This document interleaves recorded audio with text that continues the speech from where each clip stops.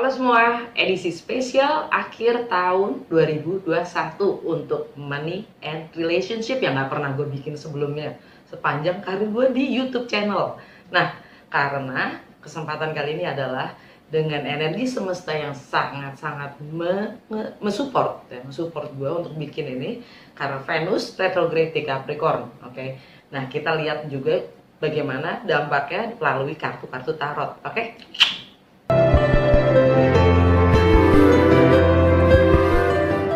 Hai Aries, selamat datang di Fortune Star 222 sama gue Lucky yang siap bacain energi kalian untuk masalah money and relationship. Di bawah pengaruh Venus retrograde di Capricorn. Sebelum gue buka kartu, ya, gue akan jelasin aspek astrologinya. Tapi seperti biasa, ini general reading, jadi ambil yang sesuai dan tinggalkan yang tidak sesuai. Jangan paksa untuk sesuai. Untuk cross watcher, siapapun kalian yang lagi berurusan dengan Aries, kalian welcome untuk join karena energi kita suka ketukar, jadi pesannya bisa jadi buat kalian. Kalau nggak sesuai, coba nonton rising atau ascendant sign kalian, sun sign kalian, moon sign kalian, untuk melihat secara keseluruhan situasi kalian masing-masing. Ya. Lagi-lagi karena ini general reading, ya, nggak semua Aries dapat, nggak semua Aries rising sign atau sun sign akan terjadi yang sama ya. Nah, Venus untuk Aries jelas Capricorn di rumah ke-10 ya. Untuk Aries Capricorn di rumah 10 yaitu karir, reputasi, long term goal. Oh ya, kalau kalian belum terbiasa dengan 12 rumah astrologi, cek playlist gue tentang 12 rumah astrologi ya. Isinya 12 video singkat-singkat banget tentang setiap rumahnya. Nah, lanjut. Venus, jadi ini seasonnya Capricorn, jadi ada matahari di Capricorn, ada Venus di Capricorn, ada Pluto di Capricorn, ada Merkuri di Capricorn. Nah, kali ini biasanya Venus itu cuma 1,5 bulan paling lama di setiap zodiak. Nah, kali ini Venus di Capricorn itu sampai Maret tanggal 5. Kenapa? Karena ada retrograde. Retrograde-nya itu dari tanggal 19 sampai tanggal 29 Januari ya. Dari 19 Desember sampai 29 Januari. Tapi udah masuk ke pre-shadow, bayang-bayang retrograde dari tanggal 19 November dan post-shadow setelah direct setelah retrograde itu kita masuk ke post-shadow sampai Maret 5 ya, tanggal 5 Maret 2022.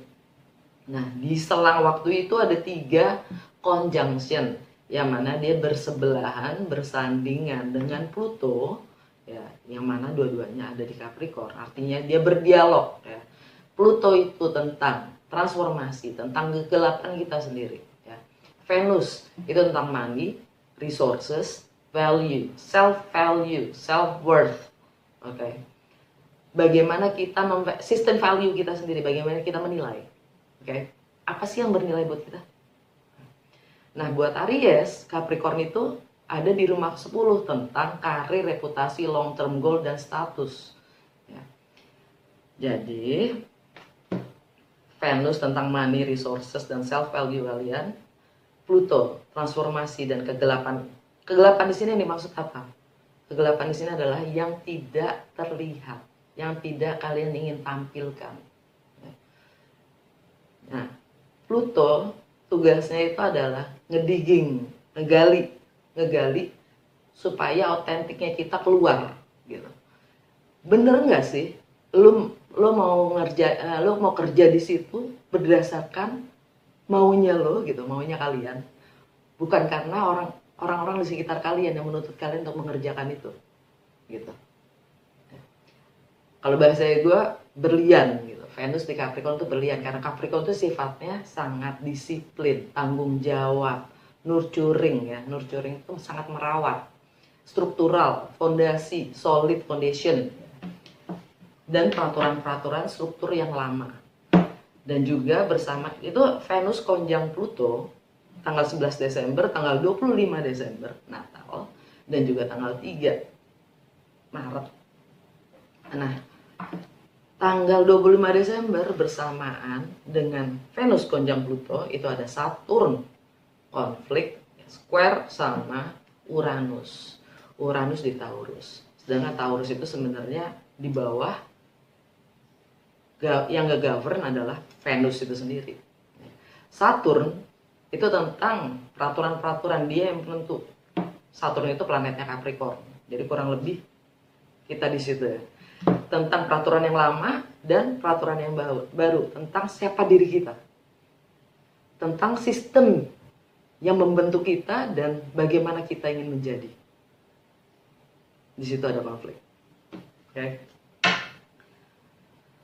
Apakah sesuai? Masih sesuai dengan diri kita sendiri?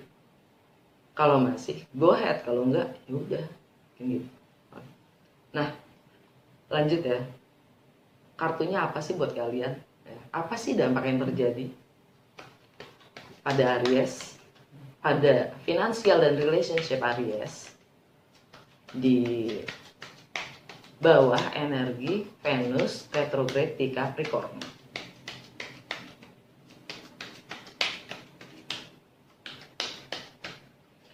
Setiap orang berbeda ya.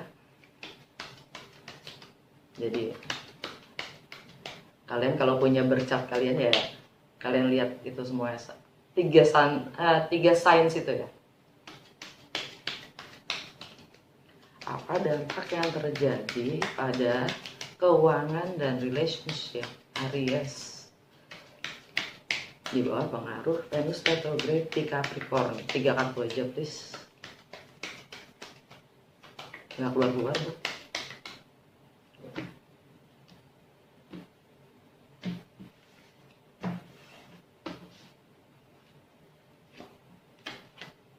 Ring, Fate, Star masuk gue. Kompas, wow. Under the deck, set. Jelas banget ya. Maksudnya galak banget ini energi ya. Oke. Alam bawah sadar kalian keputusan. Keputusan apa yang kalian akan ambil? Women. Ini tentang intuisi kalian sendiri. Aries, intuisi kenceng. Dia langsung bertindak, nggak pakai mikir. Ini energi yang Venus itu sendiri.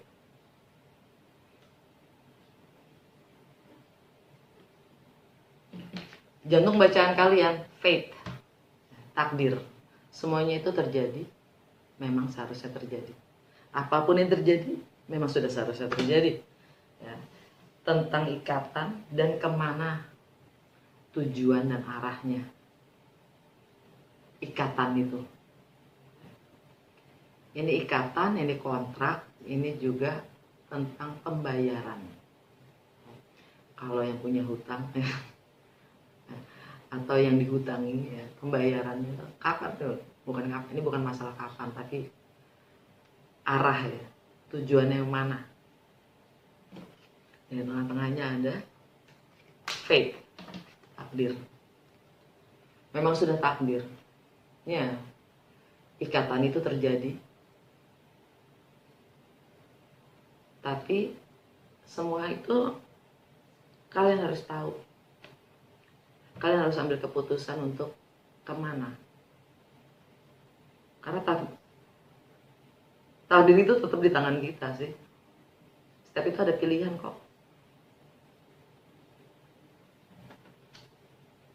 Bagaimananya tetap ada di tangan kita.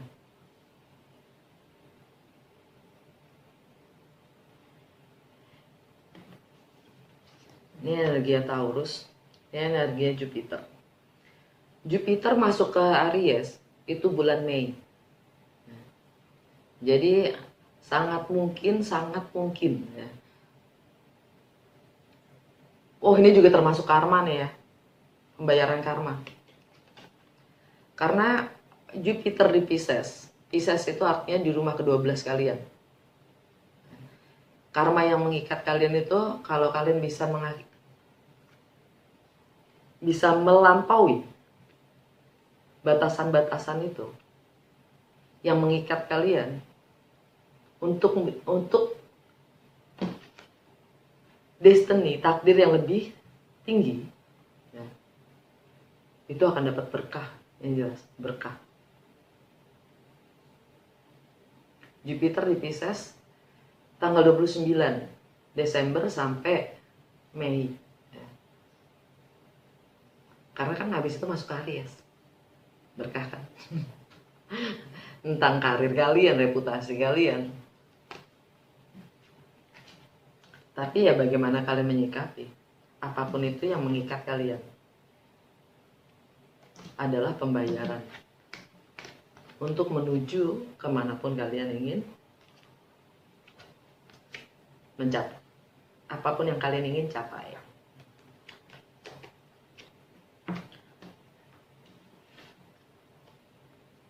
Dan ini kayaknya keputusan tentang Venus itu sendiri ya, tentang relationship kalian.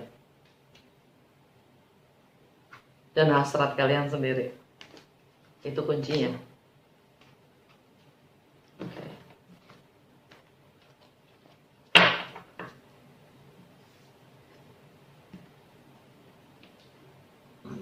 Passion kalian sendiri.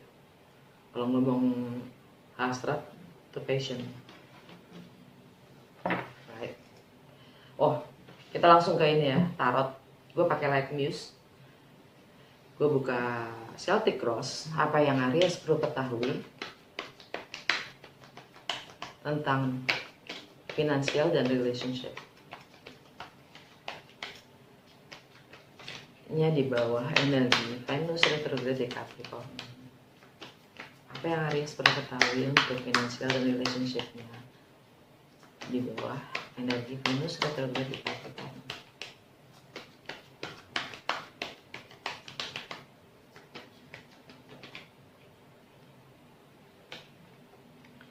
Ace of Pentacles kebalik.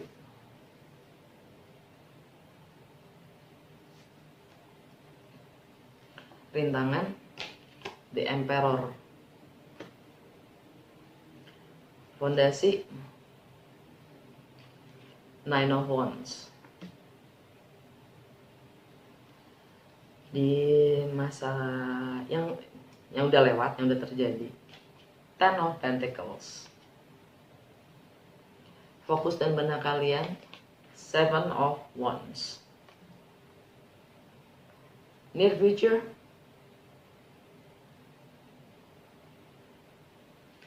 King of Pentacles. Bagaimana kalian melihat diri kalian sendiri? The Hermit. Faktor eksternal, The Lovers. Hope and Fear, Page of Swords. Outcome, Ten of Wands. Energi alam bawah sadar kalian, Knight of Pentacles. Situasi kalian adalah Ace of Pentacles kebalik. Kalian ingin memulai sesuatu yang baru, nyata, tangible, real, tapi ada delay. Rintangannya adalah The Emperor, energi kalian sendiri. Ambil tindakan, ambil sikap.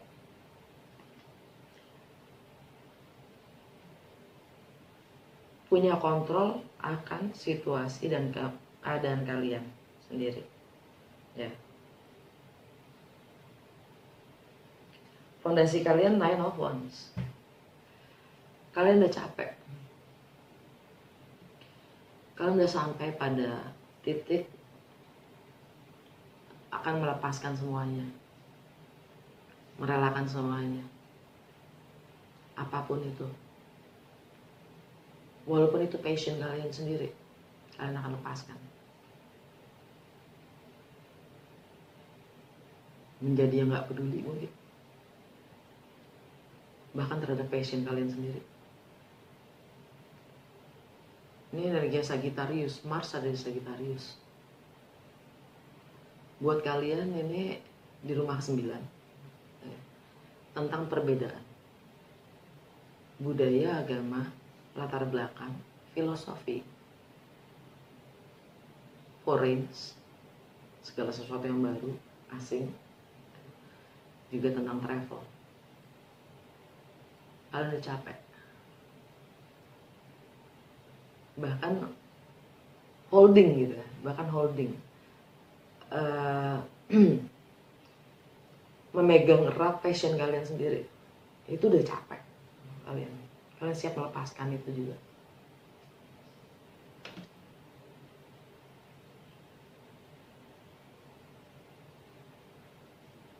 Kalian akan mudah kepicu. Mars di Sagittarius soalnya, action. Kalian akan mudah memicu untuk melepaskan semuanya. Apapun itu. Jadi yang tidak peduli sama sekali mungkin.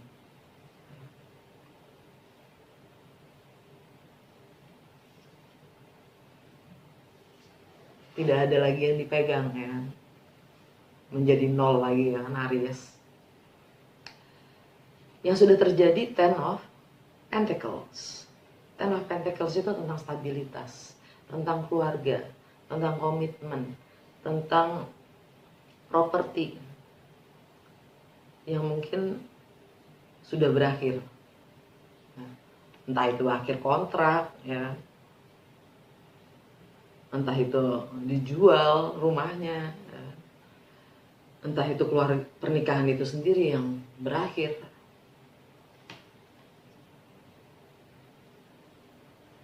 Entah itu komitmen, kontrak kerja, pekerjaan juga bisa. Ini energinya Virgo.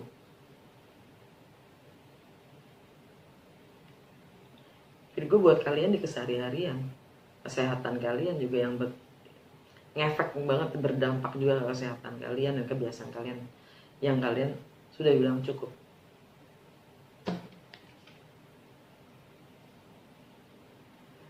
Di fokus dan mana kalian Seven of Wands. Ini energi Leo. Buat kalian ini tentang kreativitas kalian dan bagaimana kalian mengekspresikan diri kalian sendiri. Tentang anak-anak, tentang masa kecil kalian, tentang jiwa kanak-kanakan kalian, tentang romance, love affairs. Seven of Wands itu kalian pasang kuda-kuda. Memperjuangkan apapun yang kalian yakini itu benar.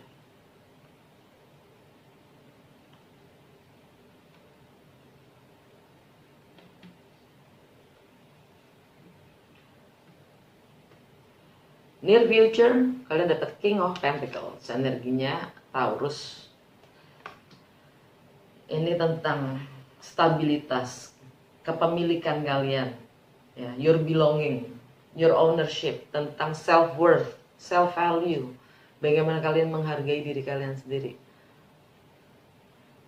tentang fisik kalian sendiri, jasad kalian itu kan materi ya, tentang segala hal yang sifatnya materi.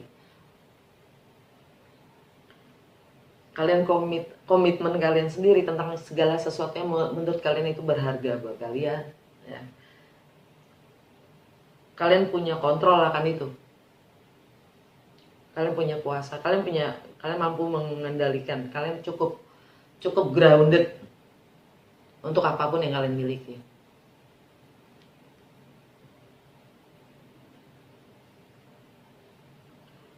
Kebetulan North Node juga ada di Taurus, ya, artinya di rumah kedua kalian. Nah, jadi selama 1,5 tahun ke depan itu semua fokusnya pada materi, kepemilikan kalian, dan termasuk body.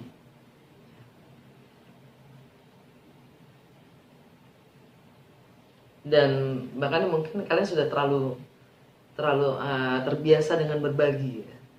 Karena South Node-nya ada di Scorpio. Scorpio itu di rumah ke-8. Kalian terlalu banyak berbagi. Sudah saatnya untuk fokus pada self-worth, self-value, self-love, lebih tepatnya.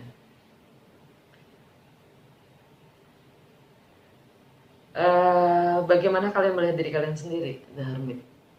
Kalian lagi meditasi, mengisolasi diri, mengasingkan diri untuk mendapatkan jawaban-jawaban dari dalam diri kalian sendiri. Energi Virgo di keseharian. Kalian malas untuk keluar ketemu teman-teman. Kalian fokus pada diri kalian sendiri. Faktor eksternal, the lovers. Kalian punya pilihan. Kalian punya pilihan untuk apapun yang kalian inginkan sih ke depannya tuh kalian mau melepaskan segalanya ya.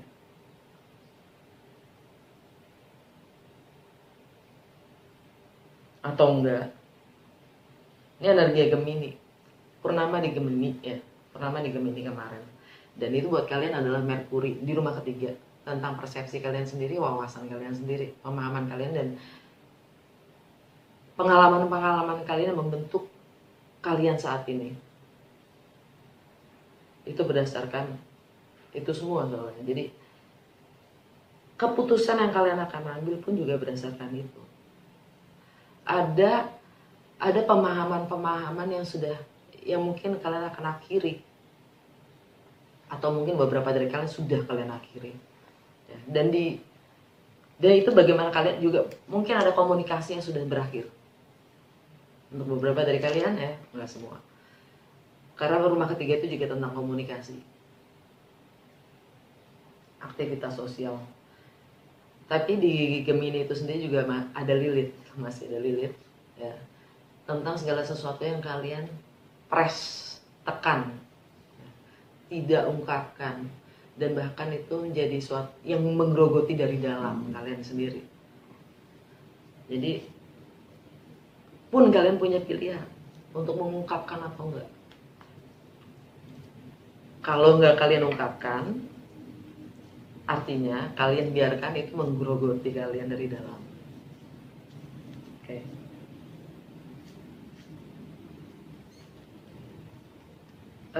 Hope and Fear, kalian dapat Page of Swords. Kalian mencoba mencermati, mengumpulkan data, mempelajari segala hal yang sifatnya mungkin baru buat kalian. Ya. Itu juga bisa jadi spying card, ya, mata-matai. Mencoba untuk memahami sebelum memberi penilaian atau sebelum mengkomunikasikan. Ya. Kalian mencoba melihat dari kacamata yang berbeda. Untuk yang namanya stabilitas, komitmen itu sendiri.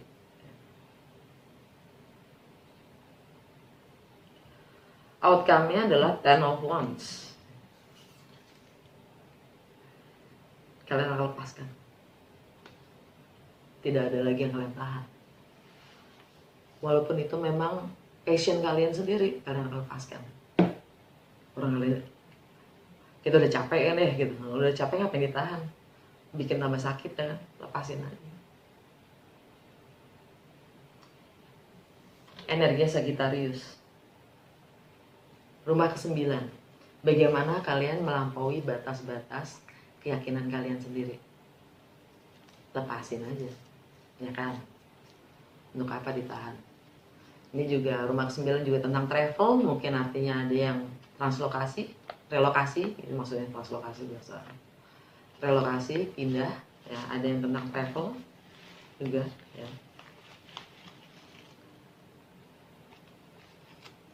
Ya kalian terpicu untuk mengambil tindakan sih.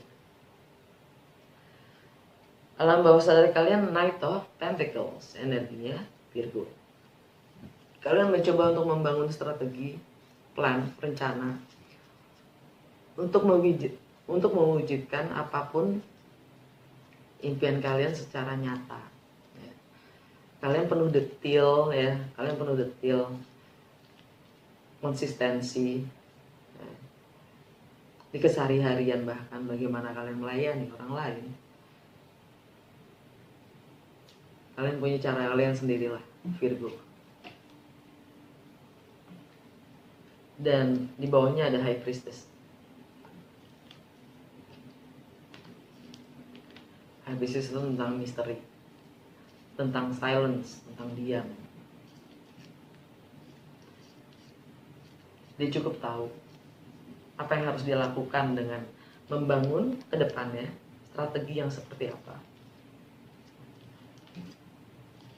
rencananya kayak gimana, ya. Dan bagaimana kalian ingin melayani.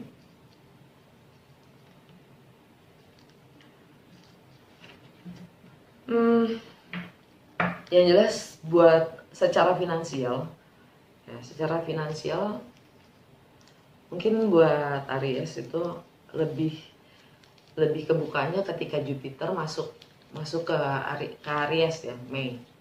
Itu brightnya itu terang-terangnya. Tapi untuk Aries sendiri udah bisa mulai merasakan peluang-peluang itu sejak Januari. Dan relationship kalian harus bisa mengelarkan, mengakhiri segala hal yang sifatnya mengikat untuk bisa mendapatkan yang lebih sesuai.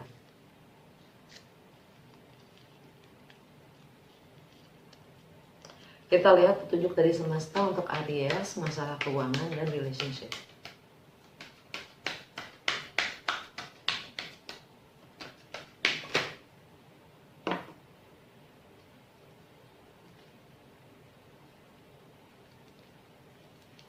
Chaos and konflik kebalik.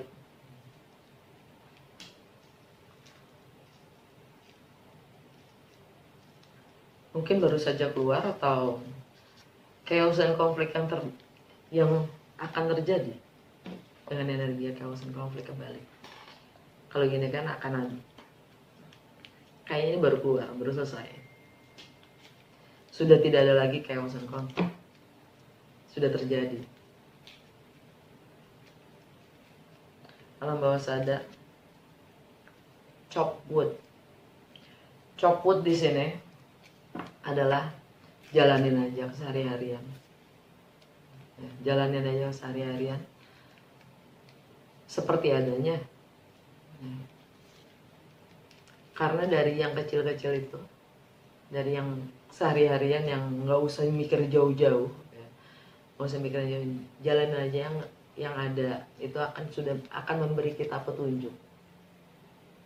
Di bawahnya between world, transisi antara dunia baru dan dunia yang lama, antara dunia lama dan dunia baru. Dan di sini artinya adalah jangan berasumsi, karena dunia baru kita tidak tahu, kita belum pernah mengalami. Jangan berasumsi, jalanin aja. Oke, udah segitu aja. Semoga resonates dan berguna untuk kalian yang merayakan selamat hari Natal dan untuk semuanya selamat tahun baru.